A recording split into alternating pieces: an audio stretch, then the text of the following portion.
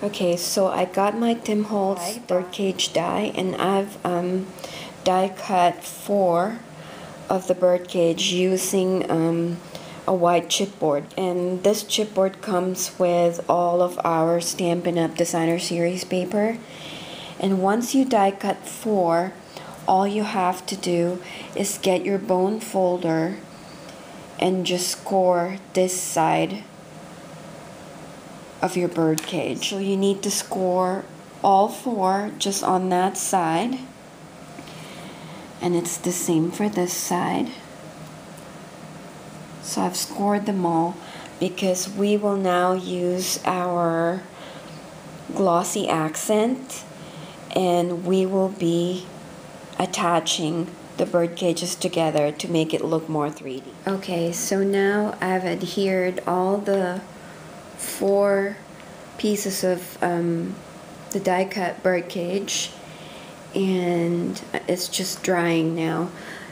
I use glossy accent instead of hot glue because I know that hot glue dries quicker than glossy accent, but I think glossy accent will make it look better because, you know, as you can see, you can't really see the glue there and it dries clear, so it's just better to use glossy accent. Once it dries, then we will probably make like a bottom for the bird cage and decorate it. So this is how it looks like so far. Alright, we're back. I've die cut the bird using this really cute pink glimmer paper. As you can see, it's so cute. So I cut 2 of them. The other one is facing that way, and then I just adhere them together using my ATG. And then of course I just put a nice pearl there just to give her some eyes. And it's just, this glimmer paper is just so pretty, and she's the one that we're going to put inside our bird cage, like so. But I created this so that it's not open and we can put the bird, we can adhere the bird like so. I can hot glue them, and then I've gathered all of my flowers just so we could give her some flowers and other things just to create some sort of dimension and make the birdcage look so pretty. So I created this. If you actually measure this when you put the birdcage together, this is 2.5 inches. So I wanted to make something to cover that bottom right there. And what I did was I cut this paper. Since this is 2.5 inches, square inches, I cut the paper 3.5 by 3.5. And then of course I scored the paper on 3 inches, and then just put the flaps together using my Tim Holtz tiny attacher. Just stapled them together to create this base. And that's what I'm going to use for the bottom of the bird cage. But before we adhere that, I want to use my base to hot glue the tiny bird there and put some flowers all around and things like that, just to make it look more pretty. So that's what we're going to be doing next. Okay, now I have hot glued the glittery cute little bird inside. And I've just die cut those leaves, and I got my Wild Orchid Crafts flowers and Prima flowers. That's the tulip. Those are like tiny rose buds, and that one is from Prima. The other tiny roses are from Wild Orchid Crafts, and this big pink one is from Prima. And then that cute pink rose over there is from Wild Orchid Crafts, and the tulip is from Wild Orchid Crafts. And then of course the leaves I just die cut from using my Lawn Fawn leaves dies.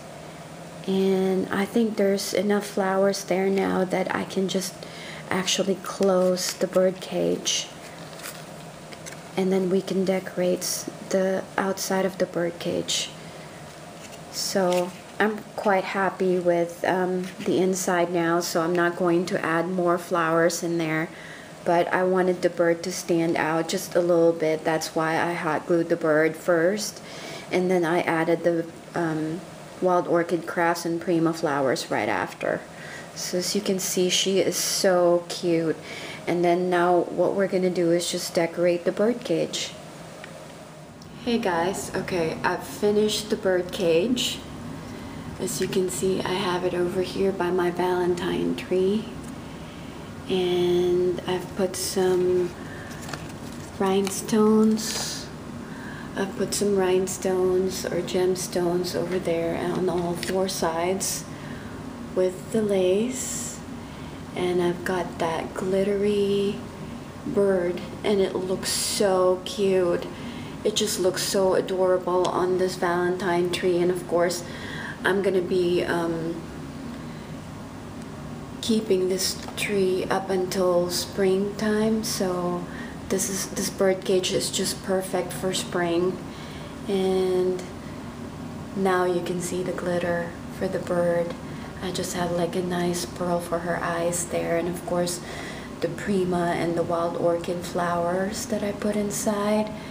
And then right on top I put those tulips and the die cut leaves, and I put a bow and just a round crystal bead over there, and then I put that love die cut again right on top with like a white bow and some more of the pink flowers and stuff. It just looks so adorable. I'm quite happy on how it turned out. So let me back up again. I have it on the Valentine's tree here, and of course this is going to be a spring tree after Valentine's Day is over. And I just think that this bird cage is so adorable. It looks so amazingly cute with the bead on top and the flowers and the bow and the love die cut.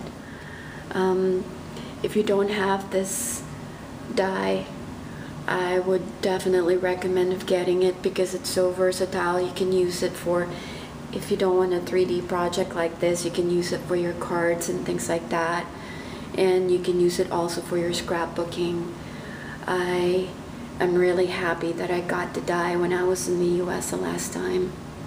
And yeah, it looks like I'm going to be using this die for so many different projects, and I'm quite happy of how this one turned out. As you can see, it's so cute. I can't stop looking at it. I'm so happy. And this is so much better than the other blue one I showed you yesterday on this tree, so I'm gonna keep the pink. And so there's my bird cage. So I hope you guys enjoyed this video, and I'll see you on my next project. Bye for now.